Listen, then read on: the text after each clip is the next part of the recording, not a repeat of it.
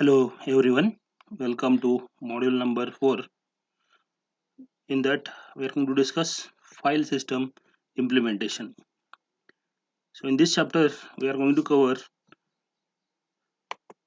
subtopics, this file system structure, file system implementation, directory implementation, allocation methods, and free space management. These are the topics here we are going to cover in this chapter under the module 4. So, we'll begin with the file system structure, how the file system structure looks in the system. Before going to start, we'll see some objectives here. In this chapter, we are going to describe the details of implementing local file system and the directory structures, and to describe the implementation of remote file systems, to discuss block allocation and free block algorithms and trade-offs. These are the objectives we are going to cover in the module number 4, chapter file system implementation. So we'll start with the file system structure. As you know, the files are going to be stored in the disk. So hard disks have two important properties that make them suitable for secondary storage of files in the file system. So blocks of data can be rewritten in place, and they are direct access, allowing any block of data to be accessed with only minor movements of the disk heads and rotational latency. Means the data returned to the disk in terms of block instead of bytes here. So the transmission of the data is going to become a faster here.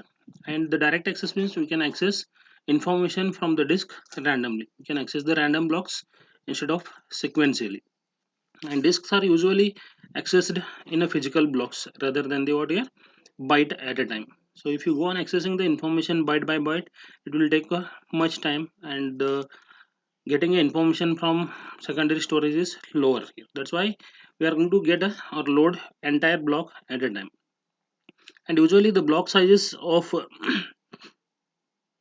block sizes in the system may be range from 512 bytes to 4k or larger than the 4k here. So, and the file system organizes storage on the disks, drives, and can be viewed as a layered design. The system organization is going to be viewed as a layered. So this is a layered file system. So on top level there is a application program, and then we are going to have a logical file system, file organization module, then file basic file system, IO control and devices. This is a layered architecture here. The lower layer is here devices. The lower layer of the file system is devices. So devices are the physical devices consisting of magnetic media, motors and controllers attached to the electric power here. So now if you want to access this device by the application program, there is a next level we are going to implement next layer in the file system, that is called as a IO control.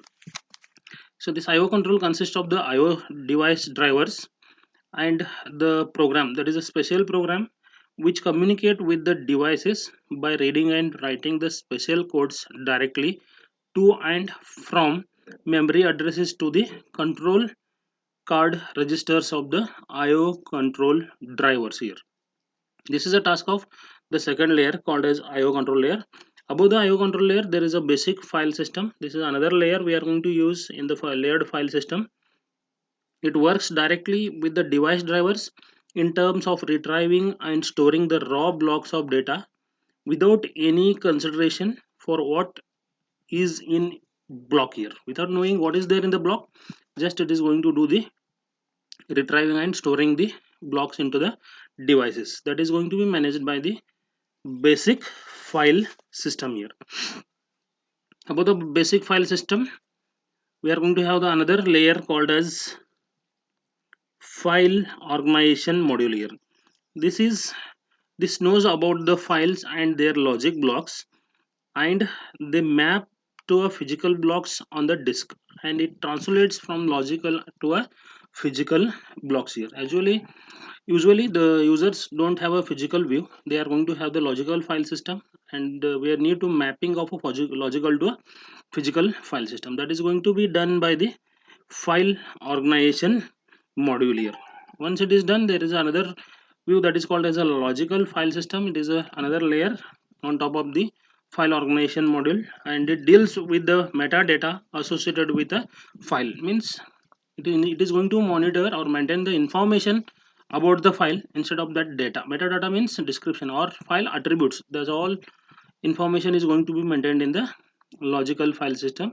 Above that, the first layer is called as a application program. This is a program. Here we are going to use some of the applications to get the perform the read write operations in your system. So this is a layered architecture where all the layers are going to be used to carry out the operation with the devices in the computer system. Once you got it file system structure, we'll go to the implementation of the file system. File systems are store several important data structures on the disk, and the data structures are boot control block, volume control block, a directory structure, and file control block, that is FCB. Now we'll see first one, what is a boot control block. So it is a data structure. The boot block in Unix or the partition boot sector in Windows contains the information about how to boot the system of the disk. So this block containing the bootstrap program, we are going to call it as. And you know, bootstrap program, the task of the bootstrap program is to locate and load the operating system. And second data structure, that is got as a volume control block. It is per volume, the master file table in the Unix system, or the you can call it a super block in Windows, which contain the information such as the partition table, number of blocks on each file system, and pointers to the free blocks and free file control blocks. These all information is going to be maintained in the volume control block. And there is another data structure on the disk that is called as a directory structure. It is a per file system containing names and pointers to a corresponding FCVs, and in the Unix uses inode numbers, and NTFS uses a master file table here in the Windows operating system. And there is another data structure, we are going to call it as a file control block. This is for per file here. This is going to be created for per file containing the details about the ownership, size, permission, dates, etc. So simply we are going to call it as the file control block contains the file attributes or the file related information, or you can call it as simply metadata. So Unix stores this information in inodes and NTFS in the master file table as a relational database structure. So these are the different data structures we are going to use for the file system implementation. So we'll go to the next continuation of this file system implementation. How the typical file control block looks here. This is a one sample example. Here what information you are going to maintain here: file permissions, file dates, when it is created, when it is recently accessed, when it is you modified the contents, file owner, group, and access control locks on a different type of users here, size of the file data blocks or pointers to the file data blocks. So these are the different attributes that are going to be maintained in the file control block. You know, it is file permissions. What are the file permissions? And these all attributes we have discussed in the previous chapter, that is called as a file concepts here. Now we'll move to the next concept of the file system implementation. So there are also several key data structures stored in the memory and in-memory mount table. So an in-memory directory cache of recently accessed directory information. So here we are going to maintain the two different data structures, that is called as a system wide open file table and the per process open file table. These are the two different data structures that are going to be maintained in memory mount table. And a system wide open file table containing the copy of the file control block for every currently opened file in the system, as well as some other related information to that file. Along with that means how many number of how many processes this file has been opened, that also going to be maintained in the system wide open file table. So here there is another data structure called as a per process open file table containing a pointer to the system open file table as well as some other information. So what are those? These data structures, how these are used and how they are going to be maintained, that we are going to discuss in the next topic, that is in memory file system structures.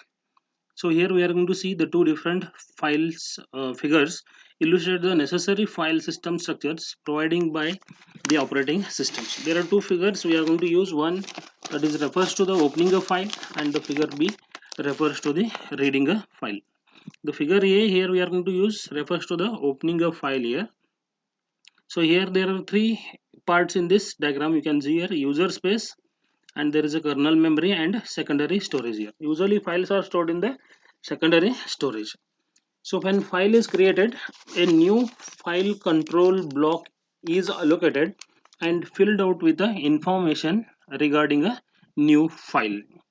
The appropriate directory structure is modified with a new file name and the FCB file control block information here. So whenever the new file is created, this all information is going to be updated in the system.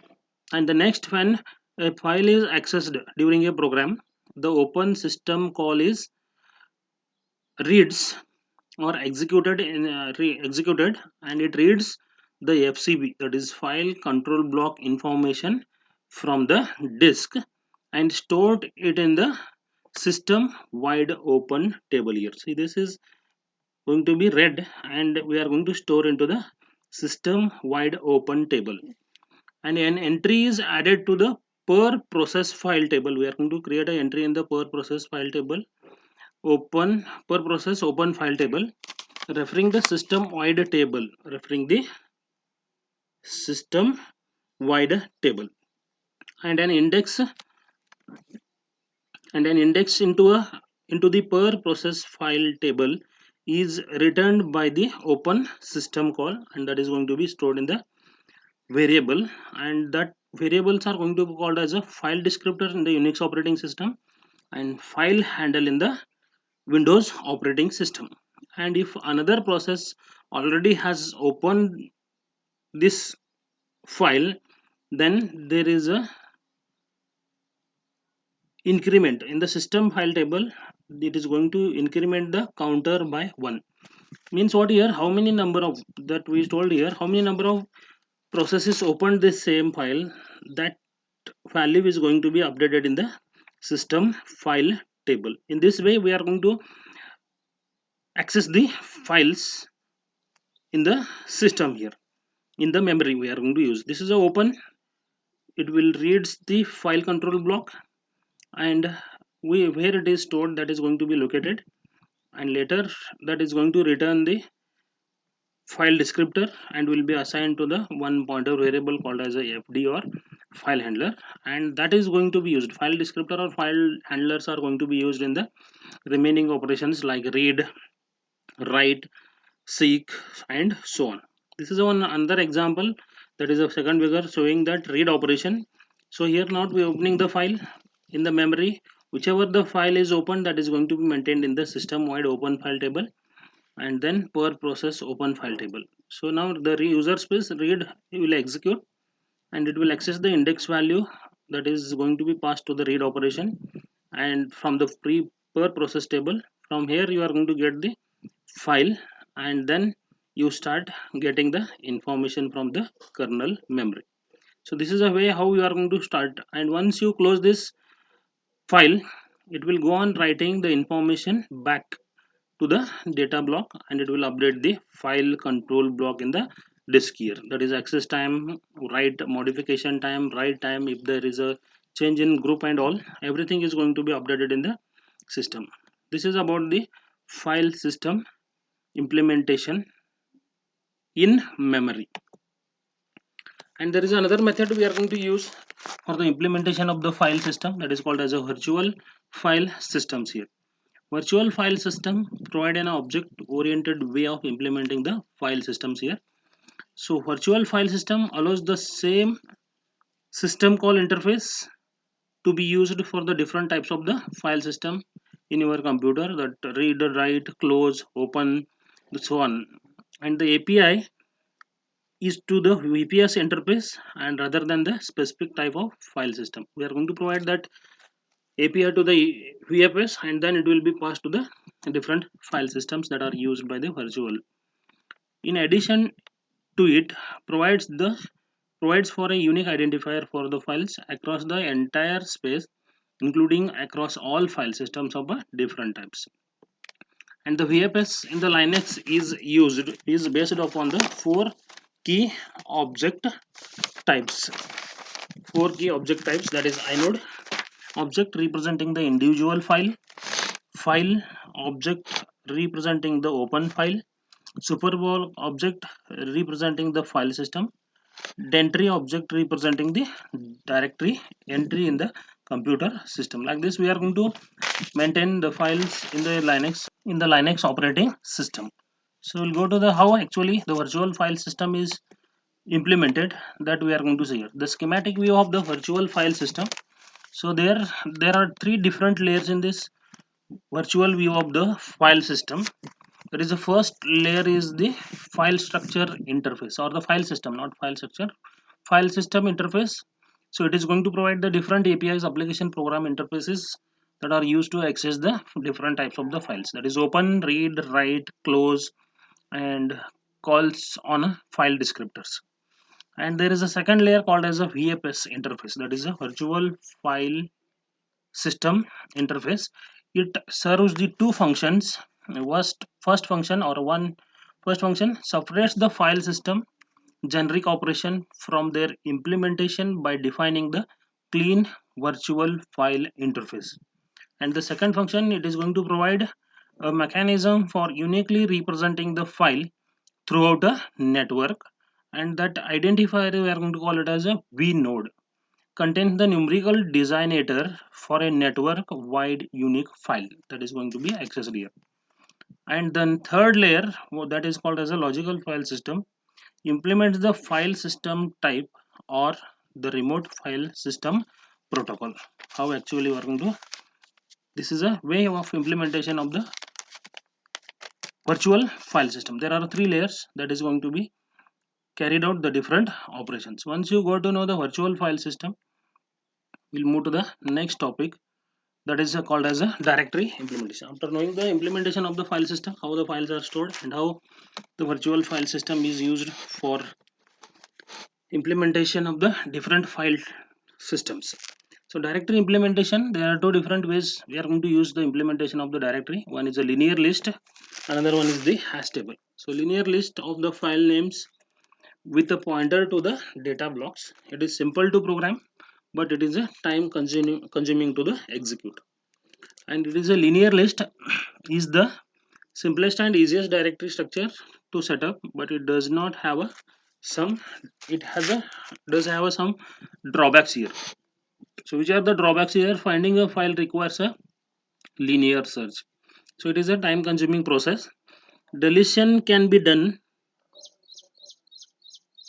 Deletion can be done by moving all entries, flagging an entry as deleted, or by moving the last entry into the newly vacant position. This is another problem we are going to face with the directory implementation. And here in this directory implementation using linear list, sorting the list makes searches faster at the expenses of more complex insertion and deletion.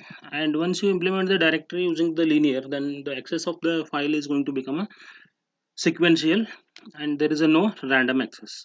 So to overcome these problems, we are going to use another method that is called as a hash table. So this is a linear list with a hash data structure.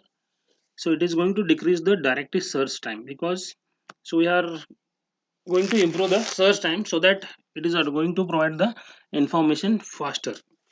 So here the hash table is going to be implemented on a file system. So in that we are going to maintain a pointer, and those are going to be pointing to the specified file.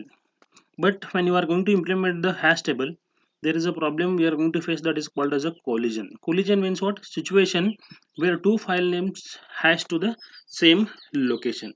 that is need to be handled here. We are going to handle the collisions. There are different methods we are going to use for the handling collisions and all, and it is a fixed size hash table. The size of the hash table is fixed. So now we are going to face the problem. These are the different problems that are going to be raised by the hash table that need to be handled while implementing the directory implementation. Once you go to the directory implementation, we'll go to the next topic, that is allocation methods here. An allocation method refers to how disk blocks are allocated for files here. Means if you want to store the file in a disk, how the blocks are going to be allocated. There are three different methods we are going to use for the allocation of the blocks for a file, that is contiguous allocation, linked allocation and indexed allocation. These three methods we are going to discuss in the next lecture. Thank you.